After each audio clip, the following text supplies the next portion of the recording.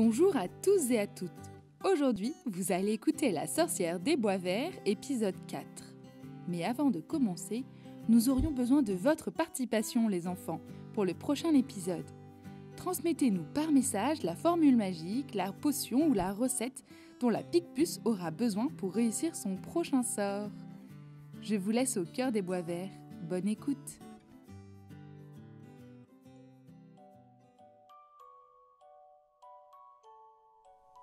Connaissez-vous les bois verts ? Ils s'étendent du lac d'Enchantus jusqu'à la ville de Sortibus. On raconte que, dans ces bois verts, depuis des millénaires, il se passe des choses extraordinaires. On raconte que dans ces bois verts, depuis des millénaires, habitent des sorcières. Suzy et son petit frère Paco sont posés à Califourchon sur la plus grosse branche du vieux chêne. La Picpus et sa copine Babette n'en croient pas leurs yeux. Jamais aucun enfant n'a osé s'aventurer jusqu'au manoir des bois verts. Comme à chaque fois qu'elle voit des enfants, la Picpus est prise d'une crise d'urticaire. Elle devient toute rouge et commence à se gratter partout. « Qu'est-ce que vous faites là, fichu marmot ?» s'énerve-t-elle en grattant le bout de son long nez crochu. « C'est pas possible, c'est un moulin chez moi ces derniers temps. D'abord leur maudit parc d'attractions dans mon jardin, et maintenant des gamins cachés dans les arbres. Demain, ce sera quoi? Une soucoupe volante? Des dinosaures ?» Cette sorcière toute rouge et vociférante fait peur au petit Paco qui se met à sangloter sur sa branche. « Allons, calme-toi !» dit Babette à la Picpus. « Après tout, ils t'ont rendu service avec leur sarbacane et leurs billes.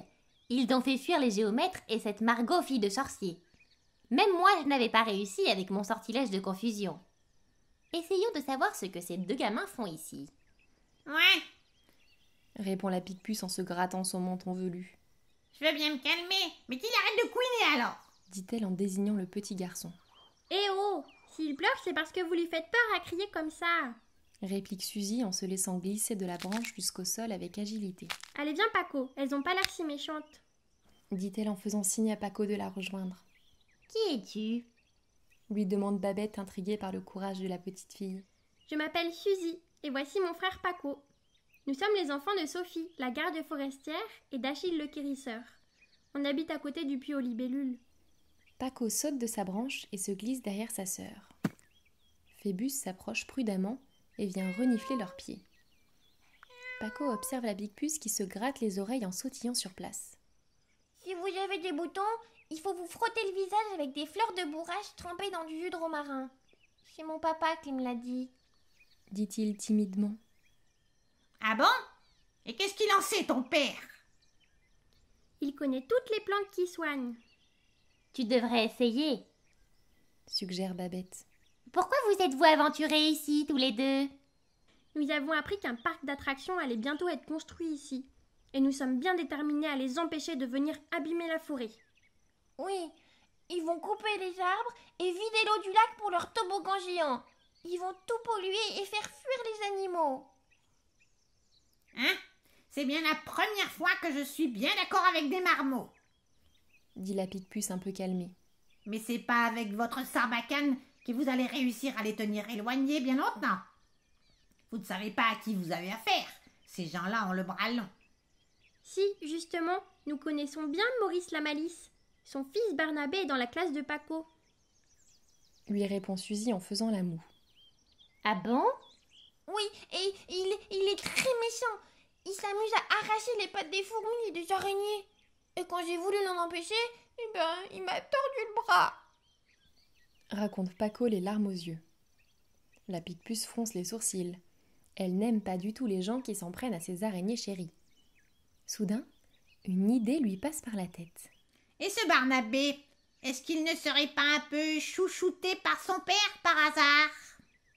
Oui, il est pourri gâté. Son père lui donne tout ce qu'il veut. Et puis, c'est lui qui décide de tout. D'ailleurs, le parc d'attractions, c'est un peu pour lui faire plaisir, je crois. Répond Suzy. La Picpus saute en l'air. « J'en étais sûre.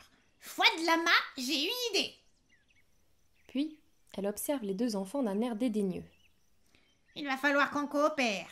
Je ne sais pas si vous en êtes capables. » Bien sûr qu'on en est capable. Pour sauver les bois verts, on est capable de tout. Réplique Suzy fièrement. Explique. Demande Babette intriguée. Son amie a très mauvais caractère, mais c'est aussi une sorcière de génie. Elle a hâte de savoir ce qui lui trotte dans la tête.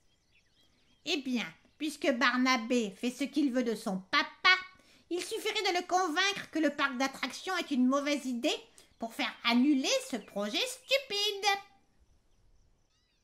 Alors ça, c'est impossible. Il se fiche complètement de la nature et des animaux. Tout ce qui l'intéresse, lui, c'est les autotamponneuses et la barbe à papa.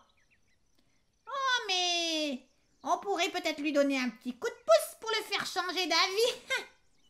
Pouf la Picpus en faisant un petit clin d'œil. Babette n'en revient pas. C'est bien la première fois qu'elle voit la Picpus faire un clin d'œil. Et à des enfants qui plus est. Comment ça?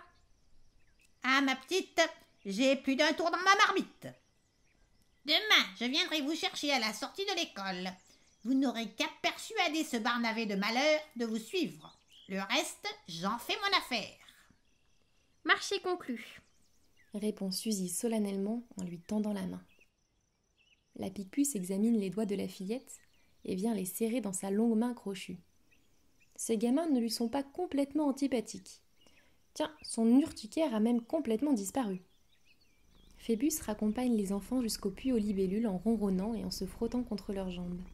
Babette et sa chouette prennent la route des alouettes.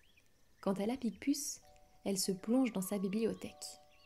Il lui reste maintenant à trouver la potion qui pourra convaincre Barnabé que ce parc d'attractions est une mauvaise idée.